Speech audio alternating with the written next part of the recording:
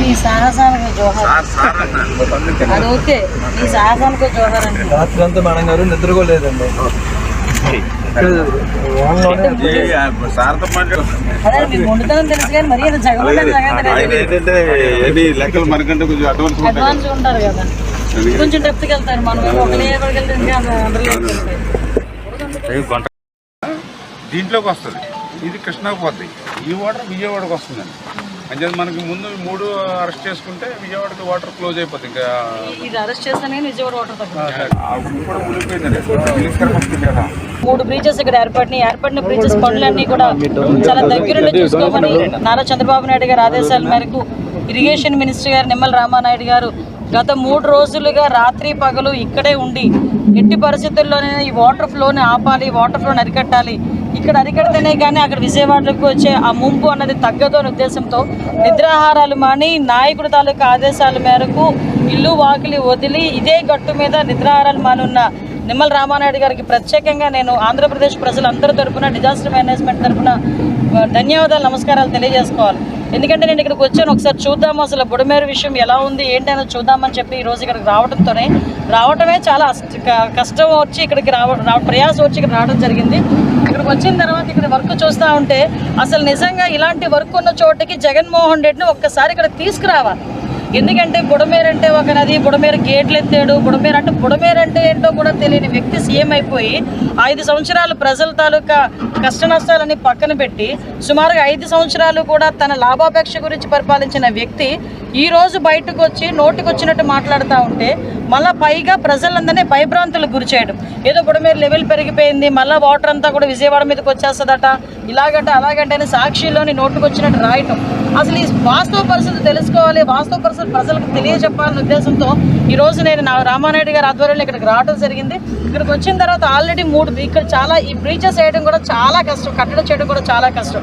ఎందుకంటే మొత్తం loose soil, ఈ లూజ్ సాయిల్ మీద వెహికల్స్ రావడం కూడా చాలా కష్టమైన పరిస్థితుల్లో ఎట్టి పరిస్థితుల్లోని కూడా ఇటువైపు అక్కడ బ్రిడ్జ్ క్లోజ్ చేయాలనే ఉద్దేశంతో ఒక బ్రిడ్జ్ ఆల్రెడీ క్లోజ్ చేసి సక్సెస్ఫుల్గా పూర్తి చేయడం, ఈరోజు ఈవినింగ్ కల్లా మళ్ళీ 2వ బ్రిడ్జ్ పూర్తి చేయడానికి సమాయత్తం అవడం, 3వ బ్రిడ్జ్ కూడా పూర్తి చేసి ఈరోజు నేను ఇక్కడ నుంచి కదులుతానని చెప్పి ఇరిగేషన్ మినిస్టర్ గారు కానీ అధికారులందరూ కూడా దీనికి సమాయత్తం అవడం, ఇవన్నీ చూస్తూ ఉంటే చంద్రబాబు నాయుడు గారి తాలూకా చిత్తశుద్ధి, ఎన్డీఏ తాలూకా చిత్తశుద్ధి కనిపిస్తూ ఉంది. నేను ఒక్కడే చెప్తున్నా, జగన్మోహన్ రెడ్డి, నిమ్మల రామానాయుడు గారు నేను కలిసి చెప్తున్నాను, ఒక్కసారి ఇక్కడికి రావయా, ఒకసారి బుడమేరు అంటే ఏంటో తెలుస్తుంది, పనులు ఎలా జరుగుతున్నాయో తెలుస్తుంది, పనులు ఎలా చేయించాలో కూడా నీకు తెలుస్తుంది. అంతేగాని ఎక్కడో కూర్చొని నేను లండన్ పోతాను కాబట్టి 2-3 మాటలు మాట్లాడేసి లండన్ ఎగిరిపోదాం అనుకుంటే అవ్వదు కదా. ఈరోజు ఒకటే చెప్తున్నాం, నాయకుడు చిత్తశుద్ధి ఉంది, ఆ నాయకుడు కింద పనిచేస్తున్న మా మంత్రులందరికీ చిత్తశుద్ధి ఉంది, ఎమ్మెల్యేలందరికీ చిత్తశుద్ధి ఉంది, ఓవరాల్గా ఎన్డీఏ కూటమికి చిత్తశుద్ధి ఉంది. ఎట్టి పరిస్థితుల్లోనైనా ప్రజలందరూ ఇబ్బంది లేకుండా చూసుకునే బాధ్యత తీసుకుంటాం.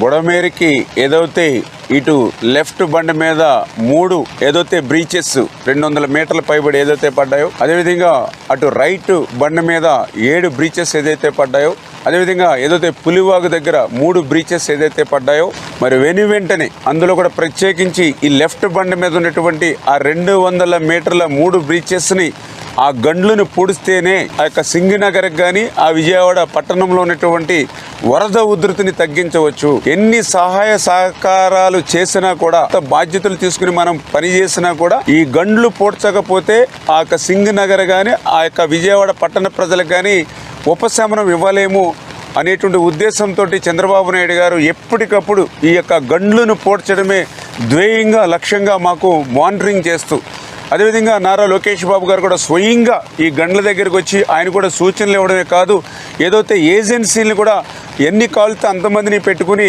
ఈ ఎంత ఎక్విప్మెంట్ కావాలంటే అంత ఎక్విప్మెంట్ కూడా ఆయన ఎప్పటికప్పుడు మాకు అందిస్తూ ప్రతి 1 అవర్ కూడా క్లోజ్ మానిటరింగ్ చేస్తూ ఉన్నారు. అందుకే ఈరోజు ఎంత వర్షం వచ్చినా గాలి వచ్చినా కూడా దాన్ని కూడా మేము తట్టుకుని ఎదుర్కొని ఏదైతే అధికారులు కానీ అదేవిధంగా ఏజెన్సీలు కూడా వాళ్ళ యొక్క సహకారంతో ఆ బుడమేరు గండ్లను యుద్ధ ప్రాతిపదిక మీద పూర్తి చేస్తూ ఉన్నాం. ఇప్పుడు ఆపరేషన్ లేకుండానే మోకాళ్లకు ప్లాస్మా ట్రీట్మెంట్. మీ ఆర్థోపెటిక్ సమస్యలన్నిటికీ రోబోటిక్ టెక్నాలజీ ద్వారా తక్కువ ఖర్చుతో శాశ్వత పరిష్కారం. Free consultation. ప్రతి ట్రీట్మెంట్ పై 20% డిస్కౌంట్. ఈ ఆఫర్ కొద్ది రోజులు మాత్రమే. త్వరపడండి. V9 hospitals 9281465842.